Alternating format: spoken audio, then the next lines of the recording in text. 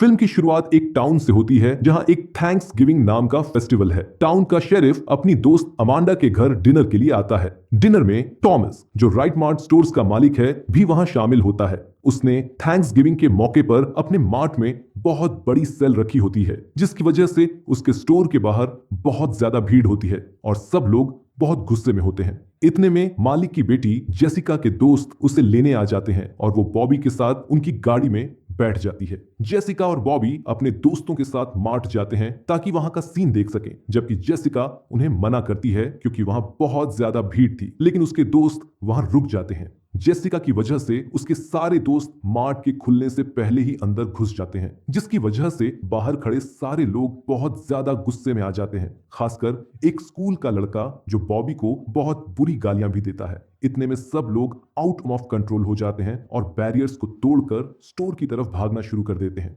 Jessica और उसके दोस्त देखते हैं कि सब लोग एक दूसरे को गिराकर उनके ऊपर से निकलना शुरू कर देते हैं, जबकि जेसिका, बॉबी और उसके दोस्त सब मार्ट में छुपने की कोशिश करते हैं। इतने में एक कस्टमर की गर्दन टूटे हुए कांच की वजह से कट जाती है और वो मरने के करीब होता है। बॉबी उसकी मदद करने की कोशिश करता है, लेकिन इतने में कोई उसके हाथ पर पैर रख देता है, जिससे उसकी कलाई टूट जाती है और अमांडा, जो अपने पति के लिए कुछ डिलीवर करने आई थी, धक्का लगने के बाद गिर जाती है और एक शॉपिंग कार्ट लगने से उसका सिर चोट खा जाता है और वो मर जाती है।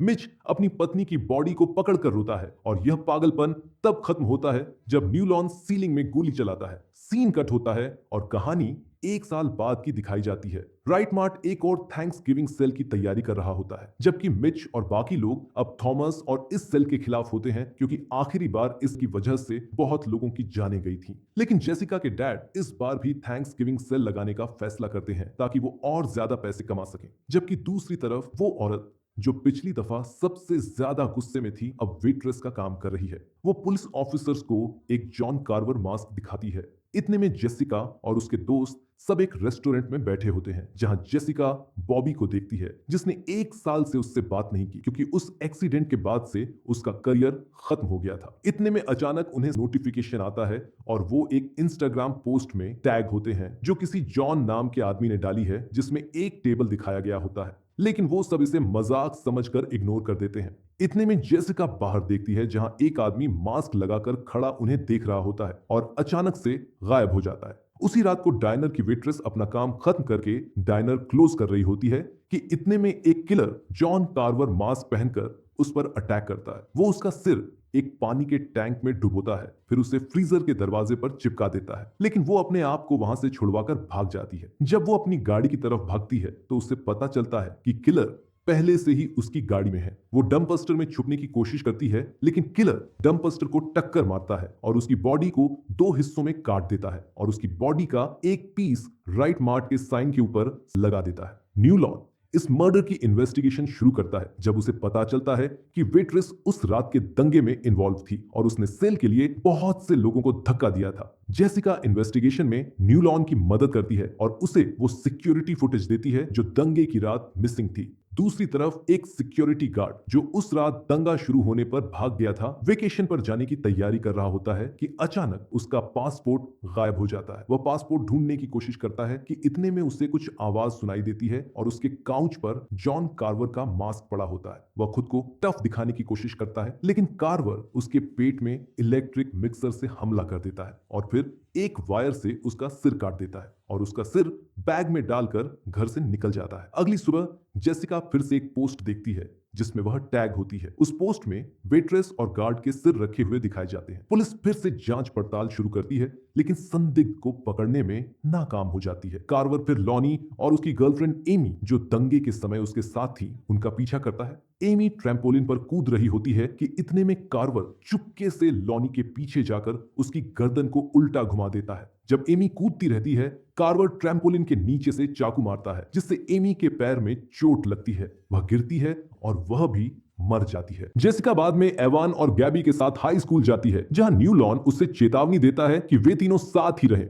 एवान और गैबी चेंजिंग रूम जाते हैं, जबकि जेसिका उनका वहीं पर इंतजार करती है। इतने में कार्वर उनके सामने आता है और उन्हें बेहोश कर देता है। फिर वह गैबी के मोबाइल से जेसिका को मैसेज करके बुलाता है और उस पर हमला करता है, लेकिन जेसिका मुश्किल से बच जाती है और एक रूम में जाकर छुप जाती है। कार्वर उसे रूम में ढूंढने की कोशिश करता है, लेकिन जेसिका उसकी आंखों में पेपर स्प्रे करती है और वहां से भाग जाती है। वे सब बाहर खड़े होते हैं, जहां रायन और बॉबी आपस में लड़ पड़ते हैं क्योंकि उन्हें एक दूसरे पर शक होता है। इतने में यूलिया के पिता वहां आते हैं और उसे अपने साथ ले जाते हैं ताकि वह शाम को फ्लोरिडा के लिए निकल सके। वह जाने के लिए पैकिंग कर रही होती है कि कार्वर उनके घर में घुस जाता है और गार्ड और यूलिया के पिता को गोली मार देता है। फिर वह यूलिया के पीछे जाता है जिस वक्त वह वीडियो कॉल पर होती है। जेसिका और स्कूबा वीडियो कॉल पर अटैक देखकर समझते हैं कि यूलिया खतरे में है। वे उसके घर पहुंचते हैं और देखते हैं कि कार्वर यूलिया को पकड़ चुका है। स्कूबा उस पर गोली चलाता है लेकिन गन लॉक हो जाती है। इतने में कार्वर एक बजसौ चालू करता है और यूलिया को उस पर फेंक देता है जिससे उसका पूरा शरीर कट जाता है। वे दोनों उसकी बॉडी देखकर बहुत ज्यादा शॉक्ड हो जाते हैं। अगले दिन पुलिस कार्वर को थैंक्सगिविंग परेड के दौरान पकड़ने की प्लानिंग करती है। इसमें न्यू लॉन, जेसिका, स्कूबा और उनकी फैमिली को शामिल होने के लिए कहता है क्योंकि कार्वर उन्हें टारगेट करने के लिए फिर से आएगा। परेड के दिन सब कुछ बिल्कुल सही चल रहा होता है कि इतने में कार्वर एक क्लाउन कॉस्ट्यूम में आता है और एक टर्की मास्कॉट का सिर काट देता है। फिर वह भीड़ में स्मोक बम फेंकता है। जब सब घबराहट में भागते हैं, जेसिका और बाकी सब पुलिस वैन में बैठकर भागने वाले होते हैं कि कार्वर उन्हें इंजेक्ट करके किडनैप कर लेता है। इसके बाद कैथलीन कार्वर के बेसमेंट में उठती है जहां वह उसकी बॉडी पर ऑनियन और मसाले लगा रहा होता है। कार्वर अपना मास्क बदलने के लिए साइड पर जाता है कि कैथलीन खुद को फ्री कर लेती है और वहां से भागने की कोशिश करती है, लेकिन कार्वर फिर से उसे पकड़ लेता है और उसे एक ओवन में डाल देता है जहां वह धीरे धीरे पककर मर जाती है। दूसरी तरफ पुलिस नोटिस करती है कि वह शहर के एक एरिया से लाइव स्ट्रीम कर रहा है। वे तुरंत वहां पहुंचते हैं और उसे ढूंढना शुरू करते हैं, लेकिन जब वे एक रूम में पहुंचते हैं तो देखते हैं कि लाइव स्ट्रीम एक स्क्रीन रिकॉर्डिंग थी जो कि एक मॉनिटर पर चल रही थी। दूसरी तरफ जेसिका और बाकी सब उठते हैं और देखते हैं कि वे उसी टेबल पर मौजूद हैं जिसमें वे लोग टैग किए गए थे। इतने में कार्वर थॉमस की पत्नी की रोस्टेड बॉडी उनके सामने लाता है और उनसे खाने के लिए कहता है। इसके बाद कार्वर दोबारा से एक लाइव स्ट्रीम शुरू करता है और एवन के सिर पर हथौड़ा मारकर उसे मार देता है। इतने में जेसिका एक रिंग जो उसे एक लोकल ड्रग डीलर से मिली थी का इस्तेमाल करके खुद को फ्री करती है और स्कूबा को पास कर देती है। स्कूबा फ्री होता है और कार्वर पर हमला करता है और वे दोनों वहां से भागते हैं। कार्वर उनका पीछा करता है जहां वह स्कूबा को पकड़ लेता है और उस पर हमला करता है और फिर जेसिका का जंगल में पीछा करता है। जेसिका जंगल के रास्ते से भागते हुए शहर पहुंचती है जहां उसे न्यू लॉन बेहोश पड़ा मिलता है। इतने में जेसिका किसी को एक कमरे में जाते हुए देखती है। वह न्यू लॉन की गन लेकर उसके पीछे जाती है और बॉबी को इधर उधर चलते देखती है। उसे लगता है कि शायद वही कार्वर है। इतने में न्यू लॉन वहां आ जाता है और जेसिका को बाहर जाने के लिए कहता है, लेकिन तभी बॉबी वहां से गायब हो जाता है। पुलिस जेसिका को जानकारी देती है कि उसका पिता और दोस्त सभी सुरक्षित हैं। इसके बाद न्यू लॉन जेसिका के साथ अकेला होता है जहां जेसिका उसके जूतों पर जंगल के झाड़ झंखाड़ देखती है। वह समझ जाती है कि न्यू लॉन ही असली जॉन कार्वर है और डर जाती है। न्यू लॉन को एहसास हो जाता है कि जेसिका को उस पर शक हो गया है। न्यू लॉन उससे बताता है कि उसने यह सब बदला लेने के लिए किया कि उसका अमांडा के साथ अफेयर था।